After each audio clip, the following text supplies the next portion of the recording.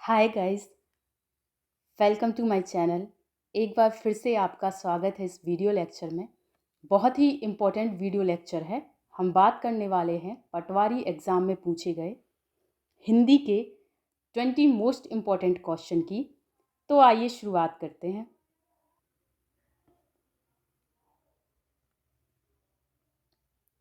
First question, भाषा का अल्प विकसित रूप कहलाता है। अल्प विकसित का मतलब होता है जिसका अभी विकास नहीं हो पाया है, तो उसको क्या बोलते हैं?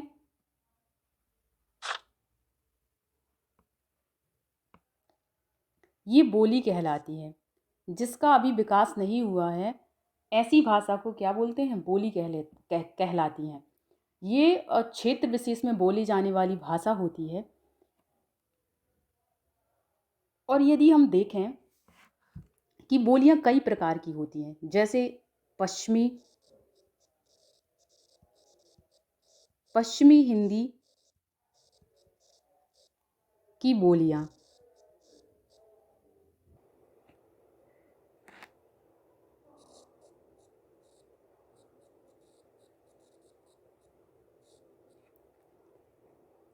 पश्चिमी हिंदी की बोलियां, इसमें क्या क्या आ जाता है? ब्रज,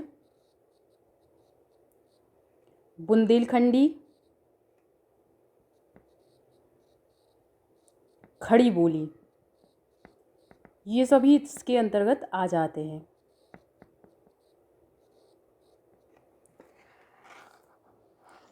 इसी प्रकार पूर्वी हिंदी की बोलियां भी होती हैं। पूर्वी हिंदी की बोलियां,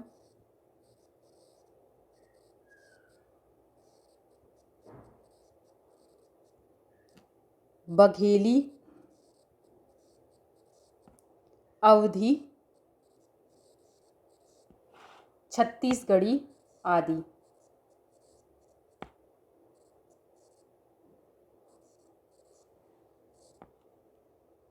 ये सभी पूर्वी हिंदी की बोलियां हैं।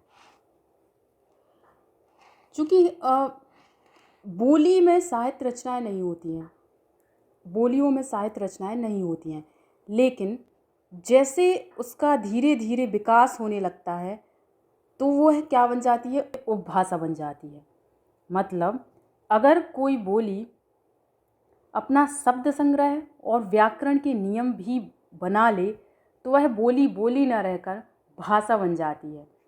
जैसे अवधी, जैसे हम देखें कि अवधी क्या है? एक बोली है, एक तरह की बोली है, लेकिन अवधी में बहुत सारी रचनाएं हुई हैं।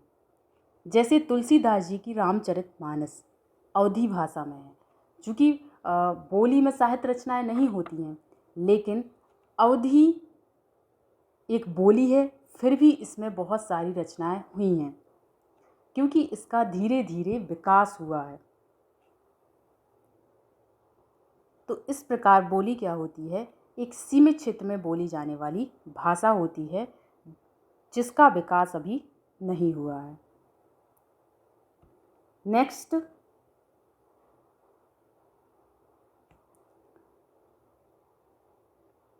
महाप्राण व्यंजन के उदाहरण हैं।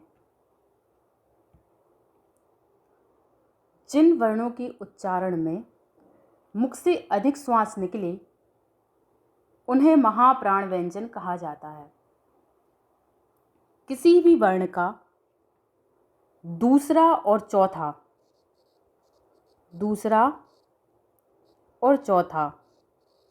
वर्ण महाप्राण व्यंजन कहलाते हैं। जैसे का वर्ग में आता है का, खा, गा, घा, इंग, तो दूसरा और चौथा ये दोनों क्या हो जाएंगे? महाप्राण व्यंजन कहलाएंगे। इसी प्रकार आगे भी पा वर्ग में पा, फा, बा, भा। जैसे पा वर्ग में देखें हम पा, फा, बा, भा, तो यहाँ दूसरा और चौथा ये क्या हो जाएंगे? महाप्राण व्यंजन कहलाते हैं। तो यहाँ पे राइट आंसर क्या रहेगा? फा और बा, फा और भा।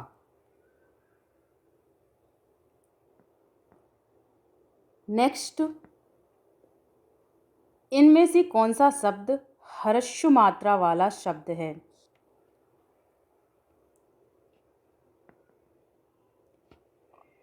जिन स्वर वर्णों के उच्चारण में अत्यंत कम समय लगता है वो ह्रस्वर कहलाते हैं। ह्रस्वर की संख्या 4 होती है, जिसमें से आ, ई, उ, री, ये सभी क्या हैं? ह्रस्वर कहलाते हैं। तो जो मिल है वो क्या इन्हीं से मिलकर के बना है, इसलिए ह्रस्व मात्रा वाला शब्द क्या हो जाएगा? मिल। यहाँ पे अनुस्वार लगा है, यहाँ पे दीर्घ स्वर है, यहाँ संयुक्त स्वर है, तो राइट आंसर क्या रहेगा? मिल। नेक्स्ट है, किस शब्द में रेफ संबंधी प्रयोग हुआ है? रेफ, रेफ का मतलब क्या होता है? रा, रा में से रा में से जब आ निकाल लेते हैं, आ निकालने के बाद रा हो जाता है, तो जो ये रा है ना, यही क्या कहलाता है? रेफ कहलाता है। इसे व्याकरण की भाषा में रेफ कहा जाता है। जो ये मात्रा होती है ये क्या कहलाती है? रेफ कहलाती है। ये मात्रा रेफ कहलाती है। इसकी उच्चारण ध्वनि उस अक्षर से पहले होती है जिस पर यह क्या होता है? लगा होता है।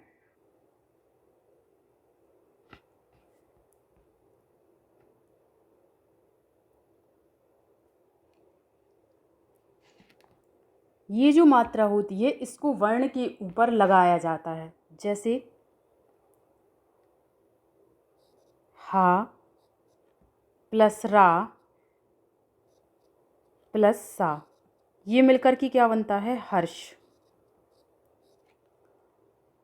तो जो ये मात्रा है वो क्या होती है? वर्ण के ऊपर लगाई जाती है, और जब इसका उच्चारण करते हैं जो ध्वनि होती है वो उस अक्षर से पहले आती है, जैसे हर्ष, हर्ष, हर्ष, सा के पहले रा का उच्चारण आता है। इसी प्रकार धर्म, धर्म, धा रा मा, धर्म। रेफ का रा स्वर रहित होता है, मतलब रेफ की मात्रा कभी भी किसी स्वर के साथ प्रयोग में नहीं लाई जाती है। रेफ की मात्रा हमेशा शब्द के बीच में होती है। जहाँ पर रेफ की मात्रा का उच्चारण होता है वहाँ पर रेफ की मात्रा अपने अगले वर्ण पर लगाई जाती है, जैसा कि हमने यहाँ देखा है।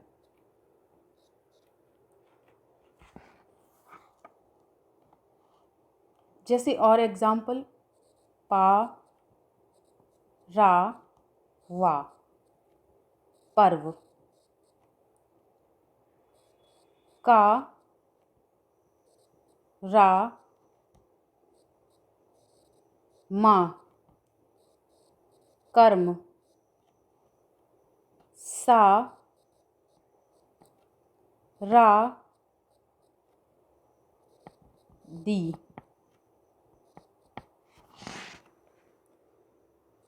सर्दी। नेक्स्ट, यदि विसर्ग के पहले ता या धा हो और बाद में का हो तो विसर्ग रहता है। विसर्ग ज्यों का त्यों रहता है।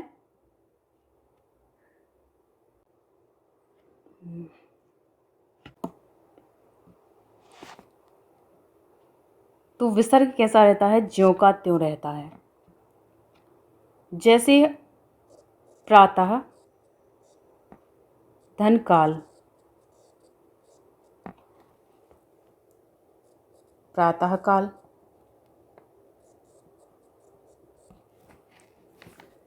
अंतःकरण, अंतः धन करण,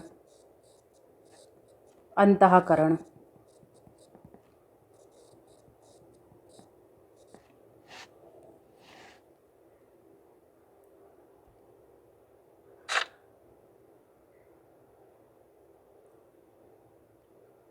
ब्रह्मा का पर्यायवाची निम्न में से कौन सा है?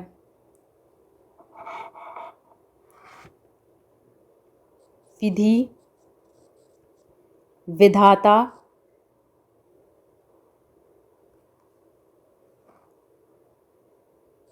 प्रजापति, पितामह,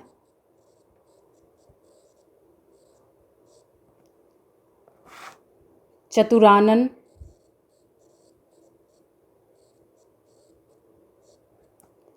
और अज,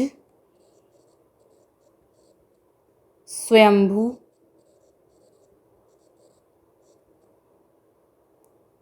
कमलासन,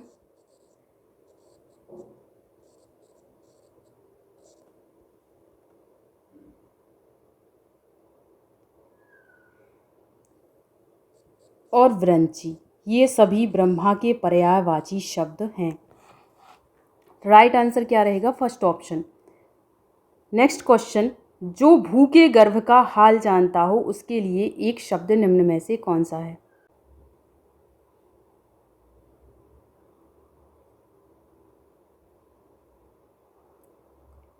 जो भू के गर्भ का हाल जानता हो उसके लिए एक शब्द क्या है? भूगर्भ वेत्ता।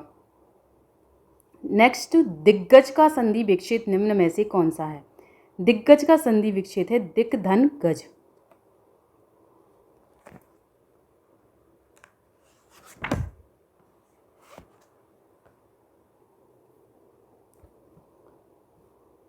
किसी वर्ग का पहला वर्ण, किसी भी वर्ग का पहला वर्ण कौन कौन से हैं? वर्ग कौन कौन से हैं? का वर्ग, चा वर्ग, टा वर्ग, ता वर्ग, पा वर्ग। तो इनके ही पहला वर्ण मतलब का, चा, टा, ता, पा, इनका मेल जब या तो किसी स्वर के साथ हो या फिर किसी वर्ग के तीसरे वर्ण से हो या फिर चौथे वर्ण से हो या फिर अंतःस्थ व्यंजन से हो। अंतःस्थ व्यंजन के साथ हो। अंतःस्थ व्यंजन कौन कौन से हैं? या, रा, ला, वा। इनमें से किसी के भी साथ हो तो यह वर्ण अपने ही वर्ग के तीसरे वर्ण में बदल जाता है। जैसे यहाँ पर हुआ है का वर्ग जो है, का वर्ग का वर्ण जो है पहला वर्ण, का मेल गा से हुआ है। गा क्या है? का, खा, गा, घा। तो ये का वर्ग के अंतर्गत आने वाले वर्ण हैं। इसका मेल हुआ है किससे? तीसरे वर्ण से। तो ये वर्ण अपने ही वर्ग के तीसरे वर्ण में बदल जाता है। मतलब क्या हो गया? यहाँ पे क्या हो गया? गा हो गया। तो इसलिए क्या बन जाएगा? ये दिग्गज। जैसे सत, धन, भावना, सद्भावना, ये ता वर्ण है, पहला वर्ण है। इसका मेल किससे हुआ है? भा से हुआ है। भा क्या है? पा वर्ग के अंतर्गत आने वाला पा, फा, बा, भा, मा। तो भा क्या है? पा वर्ग के अंतर्गत आने वाला चौथा वर्ण है। तो ता का मेल किससे हुआ है? चौथे वर्ण से हुआ है। यहाँ है चौथा, तीसरा या चौथा या अंतःस्थ व्यंजन। तो क्या हुआ? चौथे से हुआ है। तो क्या हो जाएगा? जो ये वर्ण है ता अपने ही वर्ग के, इसका वर्ग में क्या है? ता, था, दा, धा। तो ये जो है ता वर्ण अपने ही वर्ग के तीसरे वर्ण में बदल जाता है। मतलब दा हो जाएगा। तो ये क्या आ गया, सद्भावना। तो इसका राइट आंसर क्या रहेगा, दिग्गज, दिक् धन गज। नेक्स्ट है, पूर्ववर्ती का विलोम शब्द निम्न में से कौन सा है। पूर्ववर्ती का विलोम शब्द है उत्तरवर्ती। नेक्स्ट, वी उपसर्ग से बना शब्द निम्न में से कौन सा है, विकास। विकास का मतलब होता है वृद्धि। नेक्स्ट, महापुरुष शब्द में निम्न में से कौन सा समास है। जब इसका समास विग्रह करेंगे तो क्या आ जाएगा, महान है जो पुरुष।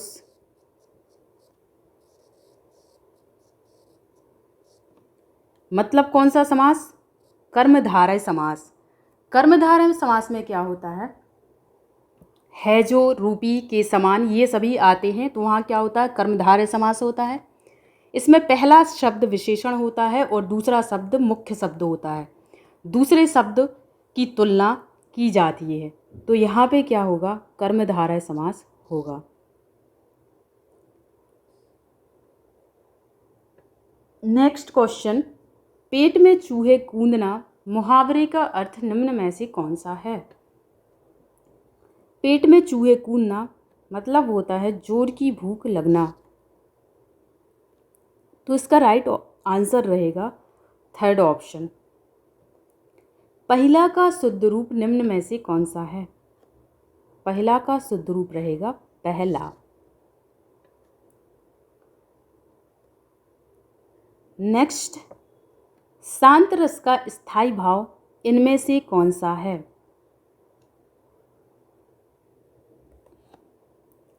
शांत रस में क्या होता है कि जब ज्ञान की प्राप्ति या संसार से वैराग्य होने पर या प्रभु परमात्मा का ज्ञान हो जाने पर जो भाव मन को शांति प्रदान करते हैं तथा जब यह रस की अवस्था तक पहुंच जाता है तो उसे शांत रस कहते हैं। शांत रस का स्थायी भाव निर्वेद होता है। तो राइट आंसर क्या रहेगा, निर्वेद। इसका निर्वेद का मतलब होता है उदासीनता। शांत रस का एक उदाहरण है, जब मैं था तब हरि नाही, अब हरि है मैं नाही, सब अंधियारा मिट गया जब दीपक देखा माही। तो यहाँ क्या है, शांत रस है और शांत रस का स्थायी भाव निर्वेद होता है। नेक्स्ट, फूल हंसे कलियां मुस्काई में कौन सा अलंकार है। हंसना, मुस्कुराना ये सभी मनुष्य की क्रियाएं हैं, लेकिन यहाँ लिखा है फूल हंसे कलियां मुस्काई। फूल हंसते हैं क्या, नहीं ना। फूल थोड़े थोड़े ही ना हंसते हैं, फूल हंस सकते हैं क्या, नहीं। तो जब प्राकृतिक या बेजान वस्तुओं का चित्रण मानवीय भावनाओं की तरह हो तब वहाँ मानवीकरण अलंकार होता है।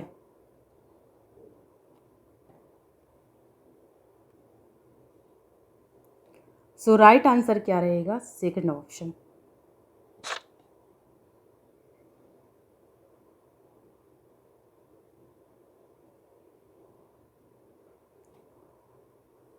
दिए गए शब्द का विलोम निम्न पंक्ति में से चुनिए। तिरस्कार। तिरस्कार का विलोम शब्द क्या होगा।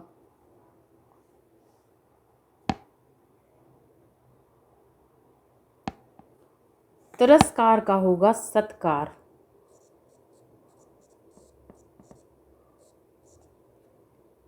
तो यहाँ है मुख्य अतिथि का स्वागत प्राचार्य द्वारा किया गया, मतलब यहाँ स्वागत सत्कार किया गया है, मतलब यहाँ क्या है, इसका विलोम शब्द है। तो थर्ड ऑप्शन क्या रहेगा, सही आंसर रहेगा। आगे एक क्वेश्चन है, रजत जयंती इस एक शब्द के लिए उचित अनेक शब्द चुनिए। रजत जयंती जो है 25वीं वर्षगांठ पर मनाई जाती है। तो इसका राइट आंसर क्या रहेगा? 25 वर्ष पूरा होने के उपलक्ष्य में होने वाला उत्सव। 50वीं वर्षगांठ पर क्या मनाया जाता है? स्वर्ण जयंती।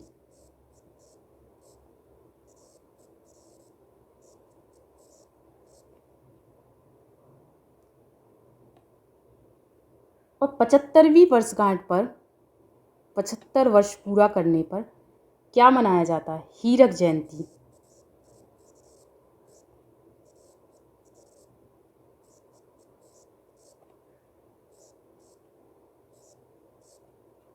और 100 वर्ष पूरा होने पर क्या मनाया जाता है? शताब्दी जयंती।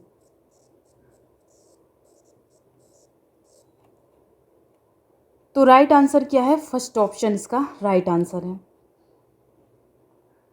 नेक्स्ट क्वेश्चन है, जिजीविषा का अर्थ है जिसमें जीने की प्रबल इच्छा हो। सो यहाँ थर्ड ऑप्शन जो है इसका सही आंसर होगा। नेक्स्ट है, निम्नलिखित शब्दों में से पर्याय युग्म है।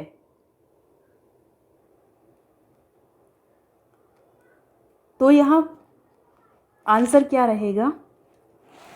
पर्याय युग्म होता क्या है?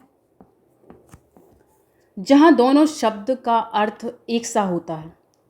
जैसे हंसी खुशी, हंसी है तो खुशी है, जहाँ हंसी है वहाँ खुशी होगी ही।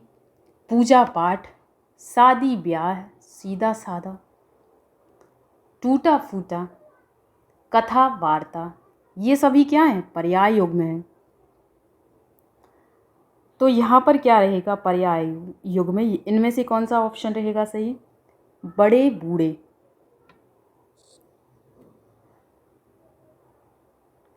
ये ग्रह ग्रह, अचार आचार, ये सभी क्या हैं? ये शब्द युग्म हैं। ये क्या कहलाते हैं? शब्द युग्म। ऐसे शब्द होते हैं जिनका उच्चारण प्रायः कैसा होता है? समान होता है। लगभग क्या है? ग्रह ग्रह, ये भी ग्रह है, ये भी ग्रह है, इसका उच्चारण भी क्या है? ग्रह है। लेकिन इनका अर्थ क्या होता है? भिन्न भिन्न होता है। तो वो क्या कहलाते हैं? शब्द युग्म कहलाते हैं। तो यहाँ राइट आंसर क्या रहेगा? बड़े बूढ़े। नेक्स्ट है, शरणागत का समास विग्रह क्या है? शरणागत का समास विग्रह रहेगा शरण को आगत। यहाँ क्या है? यहाँ पर तत्पुरुष समास है, और तत्पुरुष समास में क्या होता है कि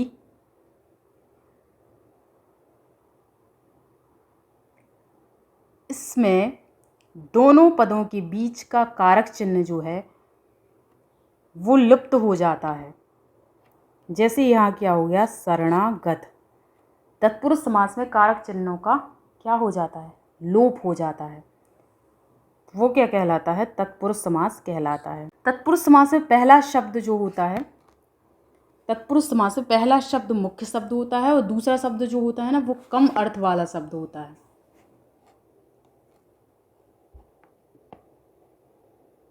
ये क्या कहलाता है? तत्पुरुष समास कहलाता है। तत्पुरुष समास में कारक चिन्हों का क्या होता है? लोप हो जाता है। सो यहाँ राइट आंसर क्या रहेगा? शरण को आगत। अगर आपको वीडियो लेक्चर पसंद आया हो तो लाइक करिएगा और शेयर करें।